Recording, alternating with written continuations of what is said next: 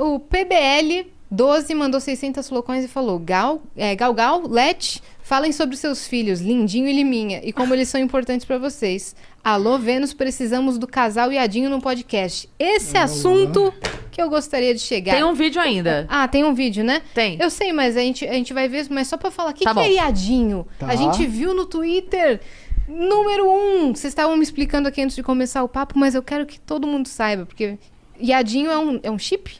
É um chip. Mas ele é mais complexo do que só um chip, assim. É. Eu acho que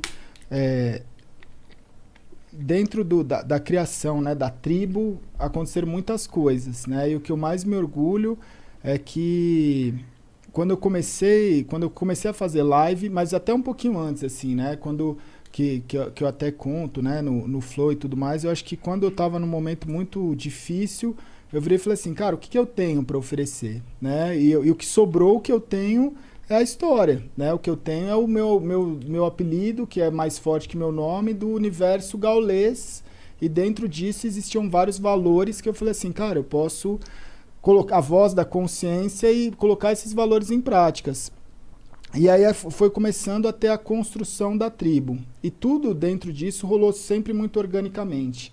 Então, por exemplo, você perguntou da NBA, você perguntou das coisas que vão acontecendo. Hoje a pessoa que cuida de toda a marca Gaulês e que sempre, né, a pessoa que cuidou das coisas junto comigo é um menino que tinha 17 anos em 2018, hoje não tem acho que nem 20 anos, e quando tava 10 pessoas no chat lá acompanhando as primeiras lives, ele entrou na live e falou assim, porra, posso ser seu moderador? Eu falei, mas essa live não tem moderador, tem 10 pessoas assistindo, eu mesmo posso moderar. Aí ele virou e falou, mas essa live vai ser a maior do mundo. E aí eu virei e falei assim, cara, então você é bem-vindo, você vai ser o meu primeiro moderador, o Brecht, né? Caralho. Que louco, velho. Quando eu virei e falei assim, eu não tenho os direitos de transmissão para transmitir nada. Eu não consigo transmitir um grande campeonato, eu não consigo transmitir a NBA, eu não consigo transmitir nada. Já era uma vontade sua. Já era uma vontade de fazer. Quando eu comecei a olhar as transmissões que tinha na época, eu olhei e falei assim, eu não estou assistindo algo que eu gostaria de consumir. Então eu posso ficar reclamando disso, ou eu posso tentar criar algo que gostaria de consumir. E aí eu parti para esse segundo ponto de virar e falar assim, cara, eu preciso criar alguma coisa que seja acessível para mim. E aí eu virei e falei assim, mano, existe os melhores jogadores eu não consigo transmitir, mas os piores eu acho que eu consigo. E aí eu virei no chat e falei assim, cara, eu quero fazer a rinha dos pratas. Então eu quero transmitir partidas do pior jogador possível e transformar nisso num conteúdo legal. E aí no chat de todas as pessoas que tinham no chat, eu vi um que o nick dele era Viadinho, e ele escreveu lá tal, eu falei assim, cara, é você, né? E aí eu selecionei ele dentro de vários lá, que já na época a stream já estava até com números legais, e aí eu comecei a fazer as rinhas de prata com o Viadinho. E aí esse menino, eu não sabia o que acontecia, porque ele jogava super mal, acontecia as piores coisas com ele dentro da partida, ou ele errava tudo, as pessoas brincavam achando até que, pô, isso é o quê? É um ator contratado? Não é possível que a pessoa tá fazendo isso. E aí aconteceu que eu virava e falava assim, mano, quando eu fazia a transmissão de algumas partidas que eu conseguia, né, seja de um campeonato que tinha os direitos de transmissão livre, seja de alguma coisa, como eu tinha um contato com os jogadores, eu falava assim, mano, vou fazer a entrevista pós-jogo que pode ser algo que vai agregar na minha transmissão. Sim. E aí eu ligava pro jogador que tinha acabado de ganhar e trocava uma ideia com ele. E aí, quando eu trazia a rinha de prato, o pessoal falava, entrevista o Viadinho, entrevista o Viadinho, entrevista... E eu falava assim, cara, vou tentar. E aí eu mandava uma mensagem pra ele e falava, mano, não tenho microfone, eu não tenho fone, não dá pra eu falar. E eu fazia a entrevista dele por chat. E o pessoal falava, então dá o fone pra ele, a gente junta, vamos dar o fone pra ele. Ele falava, mano, não quero fone. Tipo, tá tudo bem. E aí foi passando. Um belo dia, ele virou e falou assim, cara, vai ter a live do Viadinho na Twitch. E ele criou o canal dele e fez, eu já falei algumas vezes, fez pra mim a melhor live de estreia na história de um canal da Twitch, pelo menos aqui do Brasil, eu nunca vi nada igual. Ele fez uma primeira live... Que foi, né? Lembra? A gente sentou na sala e não acreditava o que a gente estava vendo. Era inacreditável. Era inacreditável. E...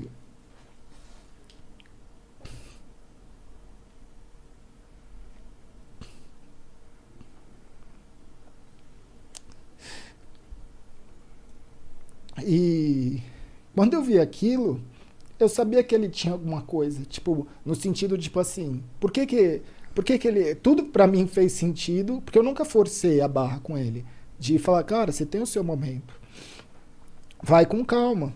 E aí, quando eu vi ali, eu sabia que ele estava superando todas as barreiras da vida dele.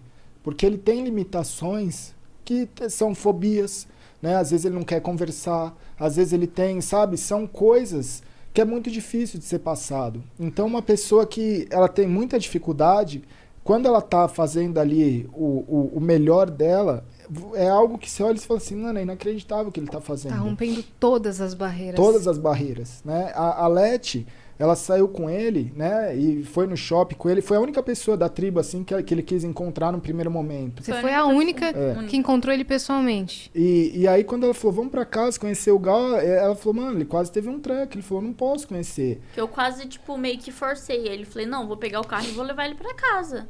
Só que ele, pelo amor... Eu vi o desespero nele. Falei, eu não vou fazer isso com uma pessoa. Tipo, não é humano, sabe? E dentro dessa fobia social, eu comecei a olhar e falei assim, cara, o que eu tentei passar dentro... No primeiro dia eu falei assim, cara, a gente não pode ter vergonha do que a gente é. Quando eu comecei a fazer stream, eram pouquíssimas pessoas que falavam de problema, é o que você falou, você tem que estar bem. Eu não tenho que estar bem todo dia. E quando eu fazia a stream mal mentalmente, as pessoas falavam, por que você está fazendo live? Eu falava, cara, porque eu não tenho opção. Eu vou fazer, porque se eu não estiver bem e não fizer, eu não tenho como eu só fazer quando eu estou bem. Né? Porque não existe, isso não é existe. desumano. A vida não é assim. E aí, o viadinho ele foi banido. Aí a Twitch deu o nick pra ele, a gente chamou ele de Lindinho, né? Porque... E era engraçado porque ele falou assim, eu falei assim, mas por que viadinho? Ele falou assim, porque, cara, eu sei do preconceito que existe com todo o pessoal e eu quero justamente levantar essa bandeira e tal. Uhum. E aí, ele começou, a Twitch deu o nick pra ele de Dear Shit Up, ele aceitou e pra gente ele é o Lindinho. Só que ele enfrenta barreiras e é o que eu sempre ensinei, eu falo desde o primeiro dia, eu falo assim, cara, não se esconde do que você é. Tenha orgulho do que você é. E faça a sua dificuldade ser a sua maior característica, a sua maior força. E ele começou a transformar, entender isso e transformar todos os problemas dele na coisa que as pessoas mais admiram. Então, ele foi crescendo como streamer, como pessoa, como, sabe, ser humano. E aí, recentemente, ele tomou, né? Ele começou a gostar da Yaya, que é uma outra streamer, e ele tomou esse passo de chamar ela para ir viajar. E aí, quando os dois se encontraram, eles estavam fazendo uma live, e aí rolou esse beijo que ela deu nele. Então, ali são várias barreiras sendo quebradas, que quando eu olho aquilo, eu falo assim, cara, isso é você mudar vidas. Sim, com certeza. Sabe? Isso é você poder mostrar para milhares de jovens que ele não precisa ter vergonha do que ele é. Que o influenciador da vida dele não é um influenciador perfeito. Não é o cara sempre que é 100% inteligente, ou 100% bonito, ou 100% feliz todo dia. Né? Então, eu acho que todos os personagens, que não são personagens, são pessoas reais. A tribo é composta por pessoas reais. Esse é o meu orgulho. Porque as pessoas elas estão ali sendo elas mesmas e pegando os defeitos dela e enaltecendo. Então, quando você olha, você fala assim, cara... Por que essas pessoas fazem sucesso? Tanta gente perguntava e falava assim, por que essa pessoa faz sucesso? Eu falo, mano, você nunca vai entender. Porque você está achando que sucesso é uma coisa. E sucesso é você poder ser você mesmo. Isso